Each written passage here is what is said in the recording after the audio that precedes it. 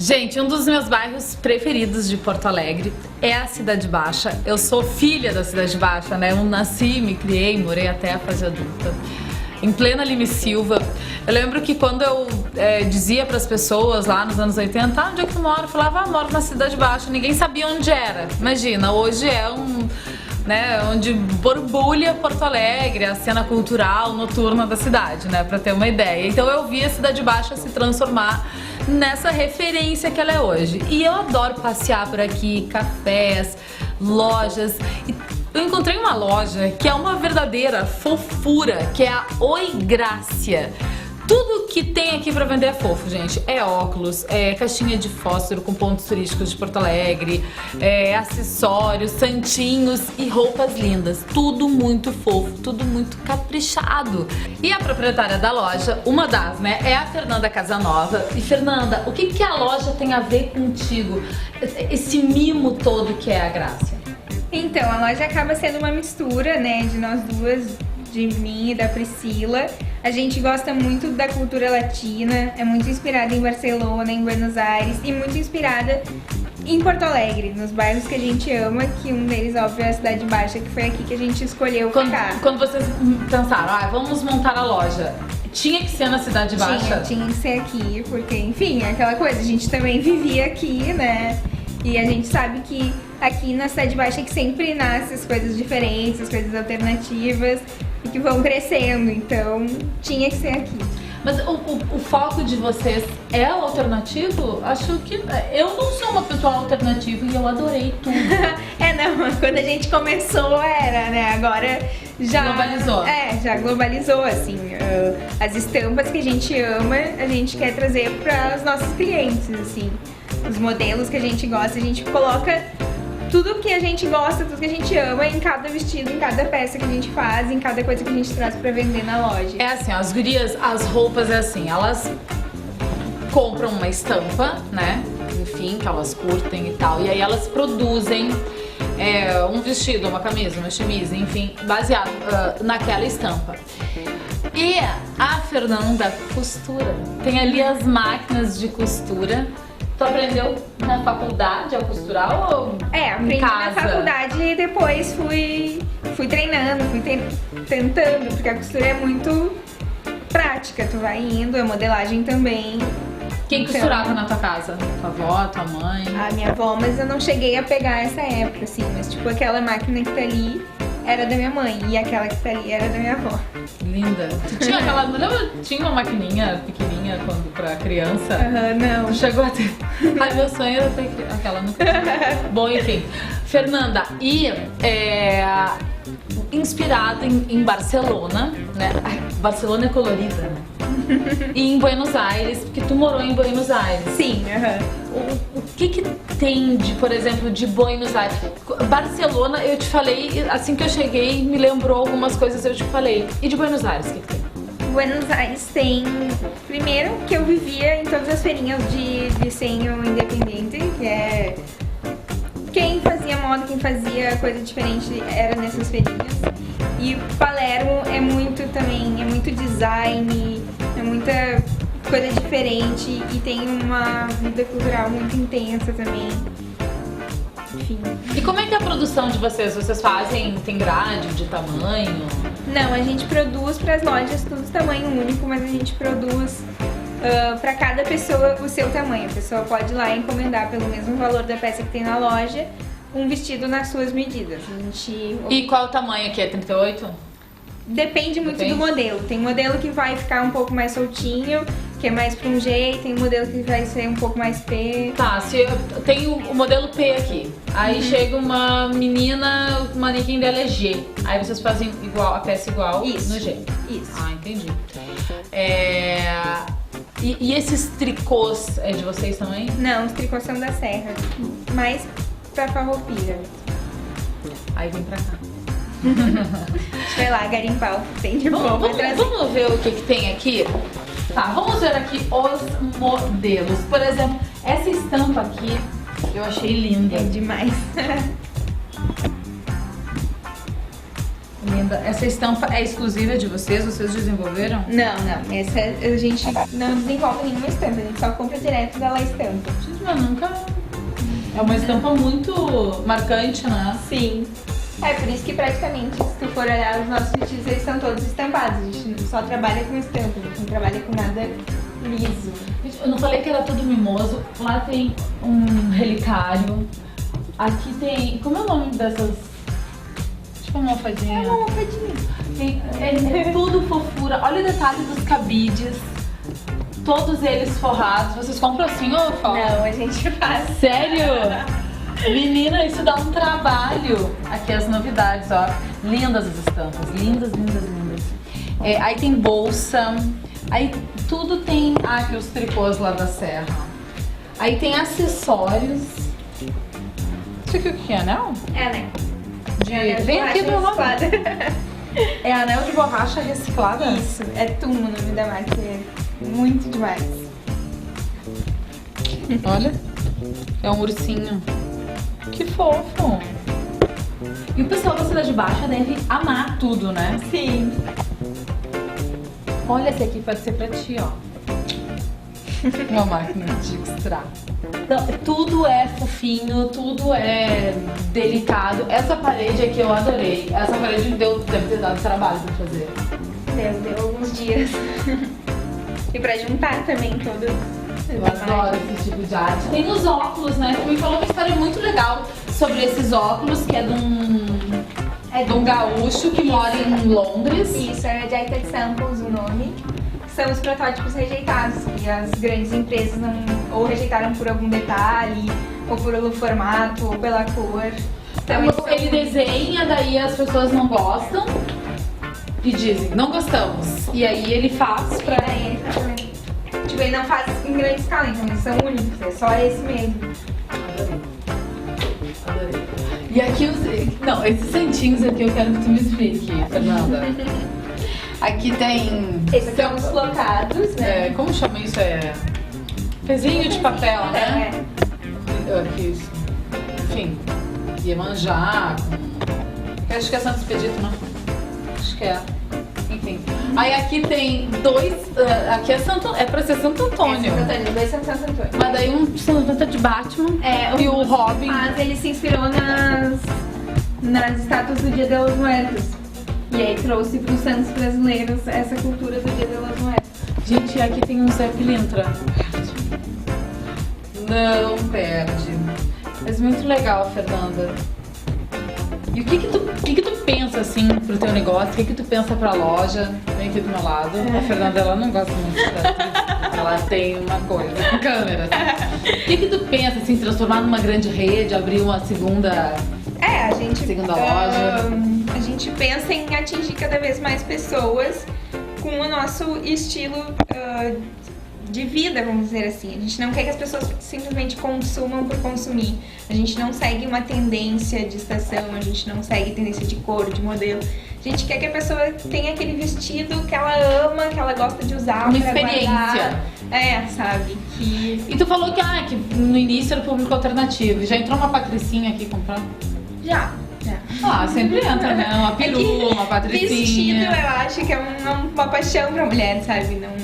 Vocês têm duas lojas, né, Fernanda? Isso, na verdade, em outubro do ano passado, a gente abriu uma lá no Bonfim, que é na Fernandes Vieira, quase na Oswaldo Aranha. E é o mesmo nome, Oi Graça? Oi Graça, é o mesmo nome, ela sai um pouquinho menor, mas é a mesma E o coisa. nome que é inspirado no bairro Grácia de Barcelona. De Barcelona, sim.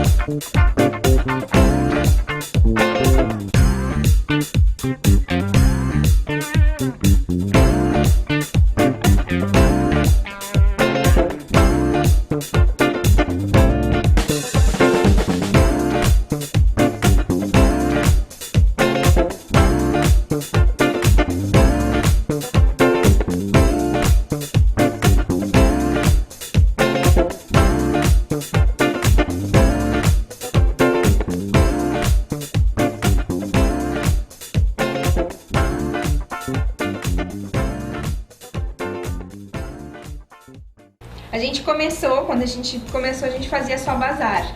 E a gente começou com o nome só de Grácia. O que era o bazar?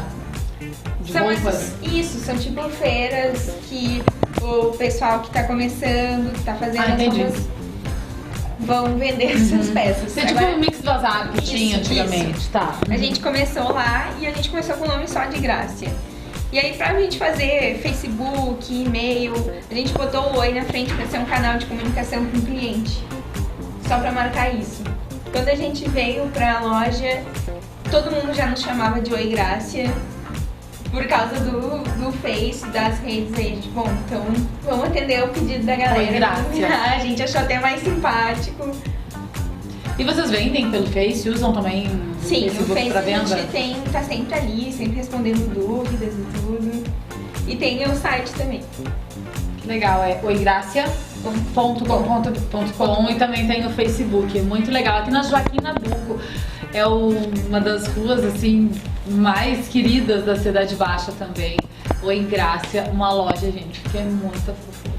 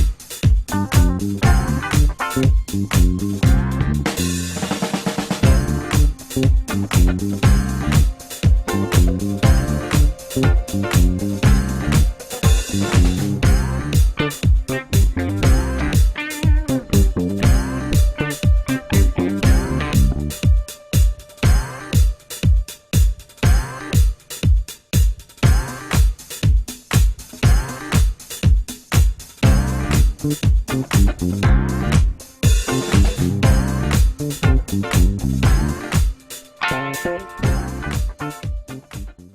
eu vim no Instituto da Face aqui de Porto Alegre, do centro da Marechal Floriano, para falar sobre ortodontia. Curiosidades, mitos, verdades, tudo sobre ortodontia com o ortodontista Rodrigo Pereira.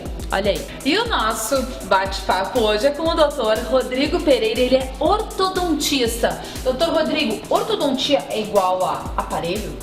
Sim, sim, tem essa associação, sim. A ortodontia é uma das especialidades da odontologia que trata as más posições dentárias, alterações de desenvolvimento, de crescimento.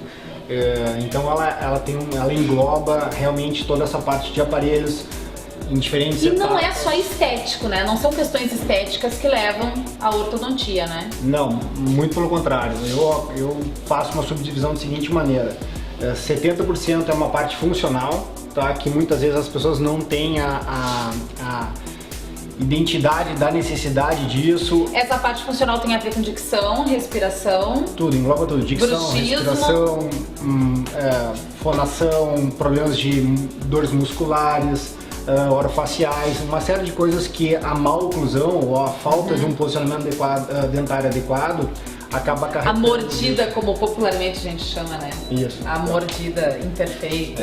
Isso aí mesmo. Então realmente ela tem um significado amplo. A palavra ortodontia ela tem não é especificamente a estética. As pessoas, eu vou ali porque eu tô com um dentinho um pouquinho torto. Não, ela tem uma razão muito maior. A ortodontia, ao meu entender, ela tem uma necessidade muito maior, mais abrangente e que na maioria das vezes as pessoas não têm essa identificação. Porque eles acabam procurando, a grande maioria das pessoas acabam procurando nossos serviços por uma finalidade estética. Questões estéticas. Isso, e aí vai de tudo, o profissional ter a capacidade realmente de saber fazer um planejamento e um diagnóstico adequado e explicar, fazer com que o paciente entenda realmente as necessidades e o que se deve se fazer para determinado caso, porque cada paciente é um paciente. E quem é que procura mais a ortodontia? Ainda continua a faixa etária assim, maior, jovens, adolescentes, adultos, jovens, mas assim, ultimamente com toda a evolução que a ortodontia vem nos últimos anos, como qualquer ramo da odontologia, e a necessidade, a preocupação das pessoas em realmente começar a entender que a boca não é realmente dentes certinhos, tem todo um sistema, a saúde bucal, tem todo um sistema que envolve isso. Os adultos, existe uma procura muito maior hoje em dia para ortodontia para adultos. Pois é, antigamente era sinônimo de adolescência, né? Perfeito. Tava ali na adolescência, oitava série, segundo grau, botava aparelho. Hoje não, crianças estão botando mais cedo, né? Alguns botam mais cedo o aparelho. E também até a fase adulta, terceira idade, meia idade, né? Eu costumo dizer que não tem idade, tá? Vai de tu realmente conseguir fazer um bom diagnóstico específico para aquele caso. Existem pacientes que a gente começa a tratar já com 6, 7, 8 anos, aparelhos móveis, tratando alguma deformidade, alguma discrepância da estrutura que suporta os dentes, né? Porque a criança está em desenvolvimento, até pacientes com 70, 70 e poucos. A terceira idade. Perfeito. A melhor idade. Eu tenho N pacientes já que vêm buscar e assim, e a felicidade deles é tão plena, assim, nos deixa tão realizado quando a gente consegue desenvolver um bom trabalho e a satisfação de ver eles assim, nos deixa muito felizes. E renova a autoestima também, né? Toda. Além da questão estética, funcional, a autoestima da Toda, pessoa. perfeito, com certeza. Desses pacientes da terceira idade, digamos que a gente trata de vários, eu tenho uma paciente específica, a dona Isabel, é uma pessoa muito querida e ela canta em coral e ela teve uma melhora tão grande na dicção, na respiração dela depois que a gente colocou o aparelho nela, que ela tem uma satisfação enorme, assim, se ela pudesse ter feito isso já há um bom tempo atrás, ela já teria feito. Mas nunca é tarde, né? Então, nunca assim, é tarde, isso é importante avisar, né? O importante é se lembrar disso, que a gente tem tá sempre à disposição para ajudar da melhor maneira. E quais são os tipos de aparelhos que tem? Tá. Móveis e fixos. Aí entre os fixos é o todo prateadinho, aquele com os braços. Isso. Dos aparelhos fixos, enfim, a ortodontia ela vem numa constante evolução, mas a gente tem, digamos, os metálicos, tá? Vamos falar de aparelho fixo. Os metálicos, que são os prateadinhos, como tu acabaste de comentar, e os estéticos, tá? Da linha dos metálicos e da linha dos estéticos existe uma gama enorme de vários brackets entre esses paradigmas aí. Existe hoje, a ortodontia tem evoluído muito, brackets autoligados, que são brackets que a gente não usa mais, as borrachinhas, as famosas borrachinhas. Os adolescentes, muito eles vêm nos procurar, muito eles estão... borrachinhas coloridas. Coloridas, eles querem colocar porque o coleguinha tem alguma coisa assim. Mas já existe brackets que a gente não usa mais essas borrachinhas. Tem uns sistemas diferentes, uns sistemas de tampa e tal, que diminuem certos atritos. Isso aí é uma coisa mais específica da odontologia e que melhora, enfim, algumas condições de movimentação dentária. Mas a gente tem, digamos, os estéticos e os metálicos, dos aparelhos fixos. O que são os estéticos? Os estéticos são aqueles brackets transparentes, tá? Existe também uma gama enorme de brackets estéticos, de vários materiais. Então, assim, a gente pode oferecer, a gente consegue oferecer para o paciente. Varia o preço, né? Tem essa variação de preço. Falando em preço, antigamente, assim, vamos há 30 anos, há 20 anos atrás, o aparelho era caro, né? Precisava ter um certo poder aquisitivo para usufruir desse tratamento. Hoje tem facilidades, né? Tem. A ortodontia, como ela aumentou muito a quantidade de materiais e de instrumentos necessários para te poder usufruir, acabou tendo uma diminuição de valor, né? Então a gente consegue hoje estar muito mais em conta, tá muito mais fácil ao público, aos pacientes. Existe serviço de parcelamento também, Tudo. Como normalmente a gente acaba vendo o paciente mensalmente, porque tem algum período biológico que tem que se respeitar de movimentação dentária, as consultas são mensais, então eles acabam pagando, a gente chama uma manutenção mensal durante o período de tratamento que for designado para aquele paciente. Quais são os cuidados, além da escovação e fio dental, cuidados básicos que quem usa o aparelho precisa ter? Existe um cuidado extra, né? Sim, desde a alimentação, tá? Certas coisas que o paciente estava acostumado e habitualmente a fazer, balas, pirulitos, pipoca. Rapadura, eu usava aparelho, tá? Eu usei aparelho um tempo. E assim, a minha tortura era pipoca. Eu começava a comer pipoca no cinema, onde quer que fosse, sim, porque escapava um braço. O aparelho ele compõe de uma banda, que é um anel metálico que normalmente é usado nos dentes posteriores, que essa banda é cimentada, e os brackets que são colados. Mas eles têm essa cola, que é uma resina específica para isso, ela tem uma determinada força, né? Passou do limite dela, ela acaba soltando os dispositivos. E isso pode, além de machucar a boca do paciente, pode atrasar o tratamento, né? Porque, enfim, às vezes a gente demora um tempo para fazer o dente chegar numa certa posição, e aí tu acaba soltando o dispositivo, e aí o dente acaba voltando um pouco para aquilo. Então tu fica nessa sinuca para lá e para cá, né? E depois do aparelho, a contenção também. A contenção muito é super importante, né? eu sempre friso para os pacientes, tá? O tratamento não terminou aqui. Quando a gente remove o aparelho, existe um período normal que tem que ser usado essas contenções, porque a estabilidade do tratamento ortodôntico ela depende de muitos fatores, tá? E a contenção e o uso dela no protocolo que o ortodontista indicar para o seu paciente é determinante para que essa manutenção dessas posições dentárias que a gente finalizou se perpetue. Ô, doutor Rodrigo, uma pessoa que tem próteses, implantes, pode usar aparelho? Pode, não tem problema nenhum. O que certas coisas só tem que saber, cada paciente tem que saber individualizar os casos, né? Sim. Implantes dentários a gente não tem uma movimentação, porque ele é um parafuso fixado. Mas o que está em torno dele, perfeito, tranquilo. A gente consegue ajustar. Então não é porque eu tenho prótese ou que eu tenho um implante que eu não vou deixar de arrumar os outros dentes. Né? Isso é interessante, né? Porque às vezes a pessoa fala, mas tem um implante, uma prótese e tal, e acha que não existe o tratamento da ortodontia. Sempre tem. Muitas vezes a gente acaba fazendo um tratamento curto, que é uma preparação para que o paciente consiga fazer depois uma reabilitação com prótese ou com implante, que a gente movimenta bem menos dentes apenas para que ou a gente consegue recuperar alguns espaços para depois se colocar implantes ou algumas próteses. Assim. Então isso é uma coisa comum que acontece mesmo. Assim, quando a pessoa está na fase adulta, na melhor idade, a pessoa vem por livre e espontânea vontade consultar o ortodontista para colocar o aparelho. Mas se é adolescente, criança, o cuidado dos pais, né, que influencia no tratamento, né? Muito importante, esse é um ponto-chave, eu acho, de toda a ciência da ortodontia, quanto mais cedo a gente conseguir fazer um diagnóstico correto deste paciente, mais fácil se necessário for um tratamento, com menos tempo de tratamento, as alterações significativas que vão ocorrer a gente consegue reduzir Porque o diagnóstico hoje em dia está muito através de uma análise facial. A gente, desde pequeno, a gente já consegue prever pela face do paciente o determinado tipo de oclusão que ele vai desenvolver.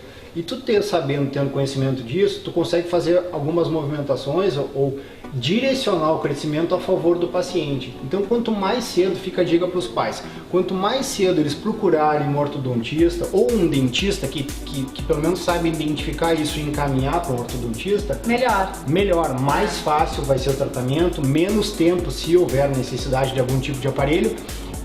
Mais eficácia, né? Com certeza. E aí tem que ter o cuidado da atenção dos pais para isso. Com certeza, eu acho que é a luzinha que tem que piscar isso. Os pais têm que ficar alerta em relação aos seus filhos, assim, e sempre procurar. Eu costumo dizer, quando eu vou fazer uma avaliação de um paciente, assim, a gente acaba se conhecendo, trocando uma ideia de tudo bem, tá tudo bem, eu posso te ajudar alguma coisa? Eles, não tá tudo bem.